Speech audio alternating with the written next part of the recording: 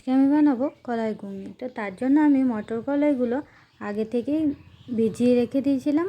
আগের দিন রাত্রিবেলায় আমি ভিজিয়ে দিয়েছিলাম। তারপর সকালবেলায় উঠে আমি কলাইটা ভালোভাবে ধুয়ে নিয়ে প্রেসার কুকারে দিয়ে দেবো সেদ্ধ হতে।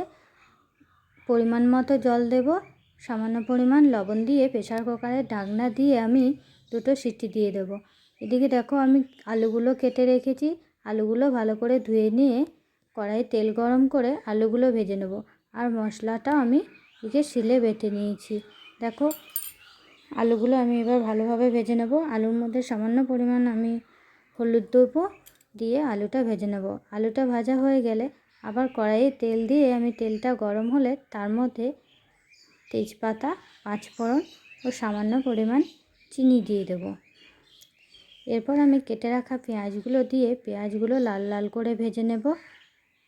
পেঁয়াজটা ভাজা হয়ে গেলে তারপর আমি বেটে রাখা মশলাগুলো দিয়ে ভালোভাবে মশলাটা কষিয়ে নেব। মশলাটাতে আমি নুন, হলুদ আর টমেটো দিয়ে ভালোভাবে মশলাটা কষিয়ে নেব। তোমরা পরিমাণ মতো কাঁচা লঙ্কাটা দিয়ে নেবে, যেমন ঝাল খাও সেরকম দেবে।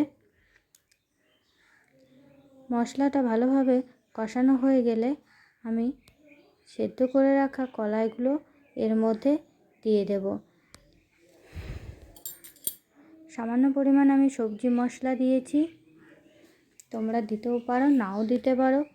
আর একটু টমেটো সসটা আমি জল দিয়ে একটু গুলিয়ে রেখেছিলাম, সেটা এর মধ্যে দিয়ে দেব। কলাইগুলো দিয়ে আমি ভালোভাবে কষিয়ে নেব। আর আলুটা দেখো আমি আগেই দিয়ে দিয়েছি। এরপর আমি কলাইটা দিয়ে দেব। একটু নাড়াচাড়া করে কষিয়ে নিয়ে তারপর আমি পরিমাণ মতো জল দিয়ে দেব।